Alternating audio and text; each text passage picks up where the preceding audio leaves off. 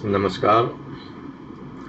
इस पाठ में हम जानेंगे कि रिपोर्टाज क्या है, उसके तत्व एवं विशेषताएं क्या हैं, अन्य लेखन विधाओं से वह भिन्न किस तरह से है, रिपोर्टाज की विषय वस्तु क्या होती है, रिपोर्टाज का इतिहास क्या है, उसका उद्भव कब हुआ, उसका विकास किस तरह से हुआ, उसकी शिल्पगत विशेषताएं क्या हैं, और हिंदी रिपोर्टाज लेखकों तथा उनकी लेखन कला से भी हम इस पाठ में परिचित होंगे। रपट एक शब्द आता है। रपट समाचार विधा या प्रिंट मीडिया या इलेक्ट्रॉनिक मीडिया में संवाददाताओं को कई बार किसी महत्वपूर्ण व्यक्ति की सभा उत्सव समारोही घटना को कवर करने को कहा जाता है, या किसी समाचार दाता रिपोर्टर को कवरेज करने के लिए लगाया जाता है। जो वह कवर या कवरेज करके लाता है उसे हम रपट या रिपोर्ट कहते हैं। रिपोर्ट का हिंदी पर्याय रपट कई अर्थों में सर्वाधिक उपयुक्त शब्द है पर यह मूल रूप से ही समाचार युक्त है और इसमें समाचार संकलन के 6 ककारों, जिनकी हम चर्चा पूर्व में कर चुके हैं, क्या, कहाँ, कौन, कब, क्यों और कैसे की पूर्ति होना आवश्यक होता है। रिपोर्टाज क्या है? रिपोर्टाज जनसंचार क्षेत्र की महत्वपूर्ण विधा है। इसे पत्रकारिता की देन कहा जाता है। इसमें किसी घटना, युद्ध, भूचाल, अकाल, बाढ़, दुर्घटना आदि का तथ्यपरक मार्मिक विवरण प्रस्तुत किया जाता है। विवरण समाचार में भी होता है पर उसमें संवाददाता को मार्मिकता लाने की आवश्यकता नहीं है। घटना स्थल पर जाकर उसके संबंध में सारे तथ्य एकत्रित करके तुरंत प्रकाशनार्थ प्रेषित किया जाता है। जिस प्रकार समाचार के लिए तात्कालिकता आवश्यक होती है, उसी प्रकार रिपोर्टाज में भी तात्कालिकता आवश्यक होती है। इसलिए इसके लिए प्रत्यक्ष रूप विधान की आवश्यकता होती है, क्योंकि सामने आंखों से जो दिखाई दे रहा है उसका तथ्य और तटस्थ भाव से उल्लेख किया जाता है। अब हम इसकी औपचारिक अर्थ और परिभाषा स्वरूप को देखेंगे। सामान्यतः रिपोर्टाज का संबंध रिपोर्ट अथवा रपट से लिया जाता है। हिंदी साहित्य कोशकार के अनुसार रिपोर्ट का ही कलात्मक रूप रिपोर्टाज है। मूल रूप से रिपोर्टाज फ्रेंच भाषा का शब्द है। इसके मूल में पत्रकारिता से संबंधित रिपोर्टिंग भाव निहित है। फ्रेंच का रिपोर्टाज शब्द हिंदी में यथारूप रिपोर्टाज के रूप में अपना लिया गया है और इसका हिंदी में आयात अंग्रेजी भाषा प्रयोग के स्तर पर ही हुआ है।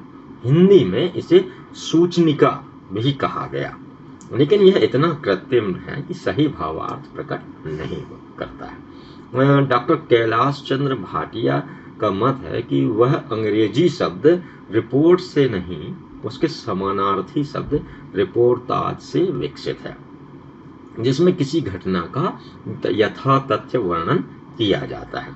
घटना का यथातथ्य विवरण कलात्मक तथा रस संवेदनात्मक रूप में दिया जाता है। शैली कथात्मक अवश्य होती है पर यह कथा नहीं होती। विवरण डायरी पर आधारित हो सकता है पर यह डायरी नहीं है। हिंदी विद्वानों ने रिपोर्टाज की परिभाषाएं अनेक रूप में प्रस्तुत की है। आचार्य भागीरथ मिश्र ने इसे सूचनिका कहा, लेकिन यह सर्वगाह नहीं हो सका।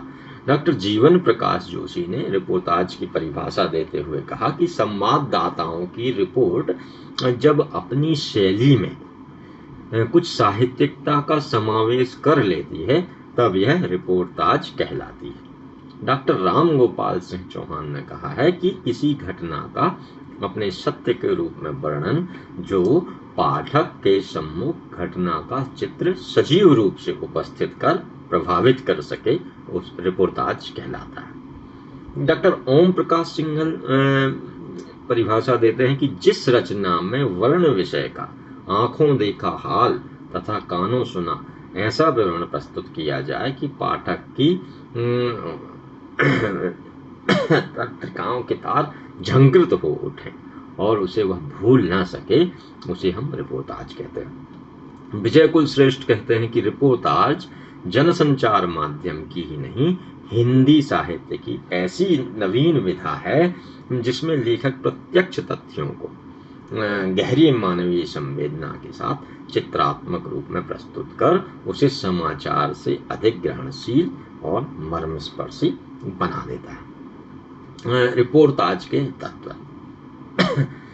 पत्रकार को किसी घटना या स्थिति पर अपने पत्र को एक रिपोर्ट देनी थी, पर वह वस्तुनिष्ठ विवरण से अधिक उससे संलग्न और उस पर मंडराती मानवीय संवेदनाओं से तादात्म्य कर स्थिति या घटना को धुरी बनाकर मानवीय संवेदनशीलता का चित्रण करने लगा।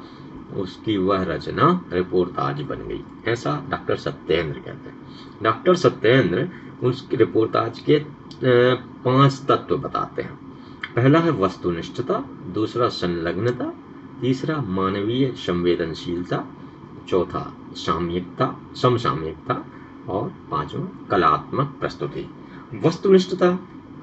रिपोर्टाज में घटना विशेष या स्थिति विशेष के प्रति लेखक की वस्तुनिष्ठ दृष्टि होना अनिवार्य तत्व है। उसके बिना घटना या स्थिति विशेष का सत्य उद्घाटित नहीं हो सकता। वस्तुनिष्ठ होने के कारण ही रिपोर्टाज लेखक तथ्य और सत्य का समन्वयकारी स्वरूप अपने पाठक अथवा श्रोताओं के समक्ष रख सकता है। ऐसा करते समय उसे समाचार संकलन के 6 ककारों पर केंद्रित होने के स्थान पर मात्र 4 ककारों से ही वस्तुनिष्ठता सिद्ध करने में सफलता मिल जाएगी। यह 4 ककार हैं: क्या हुआ, कहाँ हुआ, कब हुआ और कैसे हुआ। जबकि समाचार में कौन और क्यों के उत्तर भी अपेक्षित होते हैं।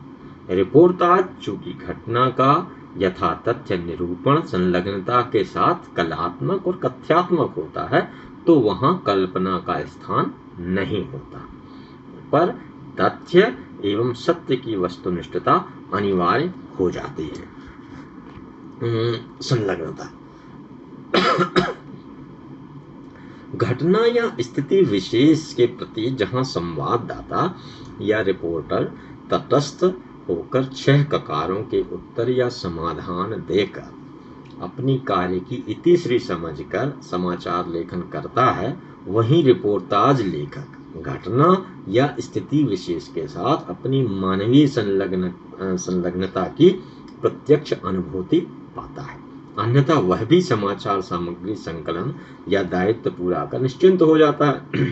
घटना कैसी भी हो, दुर्घटना भी हो, बाढ़ या भूकंप हो, रेल दुर्घटना हो या 4-5 मंजिला भवन का धराशायी होना या अग्निकांड, रिपोर्टाज लेखक अपनी संलग्नता अनुभव करके जब तथ्य संकलन करेगा तो उसमें निश्चित ही मार्मिक एवं भावनात्मक पक्ष स्वतः मिश्रित होते जाएंगे। अतः घटना अथवा स्थिति के साथ लेखक की संलग्नता अवश्य होनी चाहिए। पत्रकार या संवाददाता की तटस्थ दृष्टि, संकलन की वृत्ति यहाँ अनावश्यक है। तीसरा है मानवीय संवेदनशीलता। रिपोर्टाज का तीसरा तत्व उसकी मानवीय संवेदनशीलता है। रिपोर्टाज लेखक में जब तक मानवीय संवेदना निहित नहीं होगी, घटना के तथ्य संकलन की वस्तुनिष्ठता के प्रति उसका व्यवहार संवाददाता की तटस्थता कभी भी अपेक्षित नहीं होती है।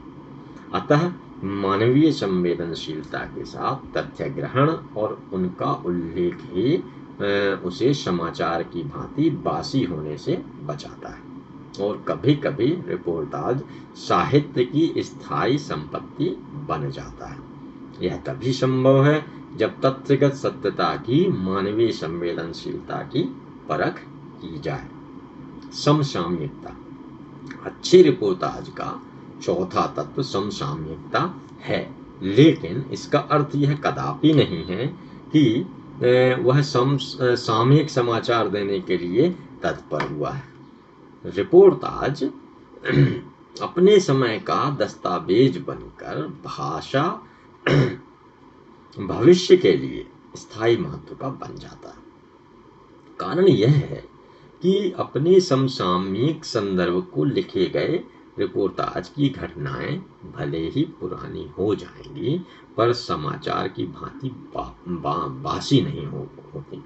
भविष्य में भी पाठकों के लिए वे रोमांचकारी और मार्मिक होंगी, क्योंकि अपने समसामयिक यथार्थ की वस्तुनिष्ठ रूप होंगी।